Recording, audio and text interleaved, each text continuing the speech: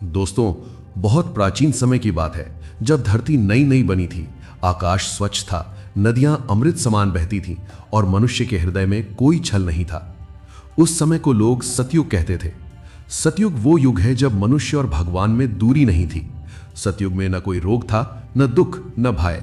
लोग जो सोचते थे वही बोलते थे और जो बोलते थे वही करते थे। धरती स्वयं अन्न उगाती थी, पेड़ों से फल अपने आप गिरते थे और मनुष्य संतोष में जीता था। उस युग में न मंदिरों की आवश्यकता थी न मूर्तियों की, क्योंकि हर मनुष्य के हृदय में भगवान निवास करते थे। एक समय की बात है जब अत्याचारी हिरण्यकश्यप ने अपने तप के बल पर तीनों लोकों को हिला दिया। वो स्वयं को भगवान समझने लगा और अपने पुत्र प्रहलाद को भी भगवान का नाम लेने से रोकने लगा। लेकिन प्रहलाद का विश्वास अडिग था। अंततः भगवान विष्णु नरसिंह अवतार में प्रकट हुए और अत्याचारी हिरण्यकश्यप का अंत कर भक्त की रक्षा की। इस घटना से सभी को यह शिक्षा मिली कि जहां भक्त का विश्वास होता है वहां भगवान स्वयं प्रकट होते हैं। लेकिन समय सदा एक सा नहीं रहता। धीरे धीरे मनुष्य के मन में इच्छाएं जन्म लेने लगी। सत्य की चमक थोड़ी कम होने लगी और सतयुग का अंत हुआ और फिर आरंभ हुआ त्रेता युग। अब धरती पर यज्ञ होने लगे, तपस्या होने लगी, लेकिन मनुष्य के भीतर अहंकार की छोटी सी चिंगारी भी जलने लगी थी। धर्म अब 3 पैरों पर खड़ा था। इसी युग में अयोध्या में एक दिव्य बालक में जन्म लिया, जिन्हें हम भगवान श्री राम के नाम से जानते हैं। श्री राम बचपन से ही संयमी, विनम्र और सत्यनिष्ठ थे। समय आया जब उन्हें राजगद्दी मिलनी थी, लेकिन पिता की आज्ञा का पालन करते हुए उन्होंने 14 वर्षों का वनवास स्वीकार कर लिया। उनके साथ माता सीता और लक्ष्मण भी वन चले गए।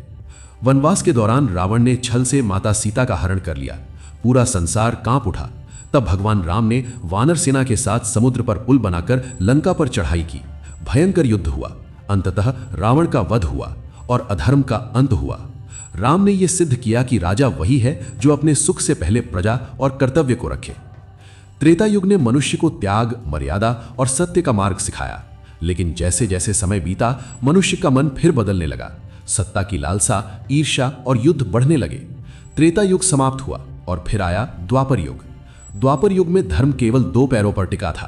अब मनुष्य में करुणा कम और स्वार्थ अधिक हो गया था। इसी युग में भगवान विष्णु ने श्री कृष्ण के रूप में अवतार लिया।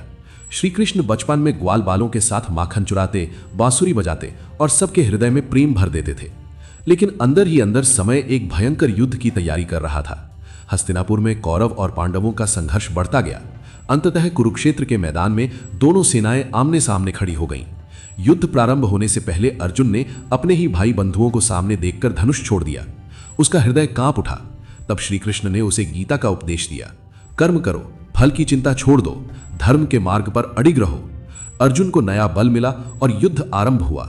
अंततः अधर्म का नाश हुआ। लेकिन इस युद्ध ने यह भी दिखा दिया कि अब संसार में करुणा बहुत कम रह गई है।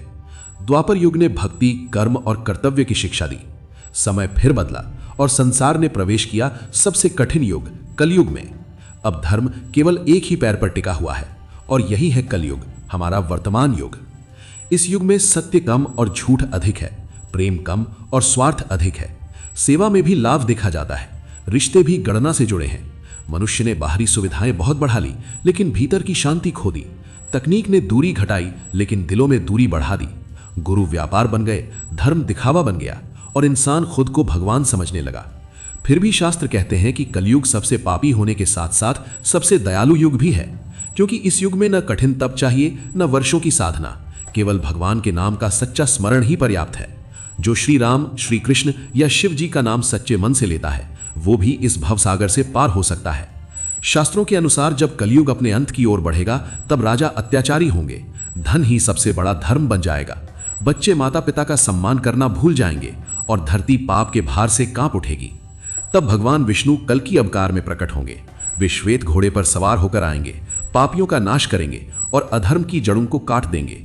उसी क्षण कलयुग का अंत होगा और फिर से नए सतयुग का आरंभ होगा। इस प्रकार समय कभी नहीं रुकता। सतयुग आता है, त्रेता युग जाता है, द्वापर युग गुजरता है, कलयुग चलता है और फिर से सतयुग आता है। और यही है समय का अनंत चक्र। ये चारों युग केवल समय की कहानी नहीं है, बल्कि मनुष्य के मन की यात्रा है। जैसे जैसे युग आगे बढ़ते गए, मनुष्य भीतर से गिरता चला गया। लेकिन आज भी अगर हम सत्य का साथ दें, अपनों से प्रेम करें, अहंकार छोड़ें और ईश्वर का स्मरण करें, तो हम कलयुग में रहते हुए भी अपने जीवन में सतयुग की शांति ला सकते हैं। क्योंकि युग बदलते हैं, सभ्यताएं बदलती हैं, लेकिन धर्म और सत्य की शक्ति कभी नहीं बदलती।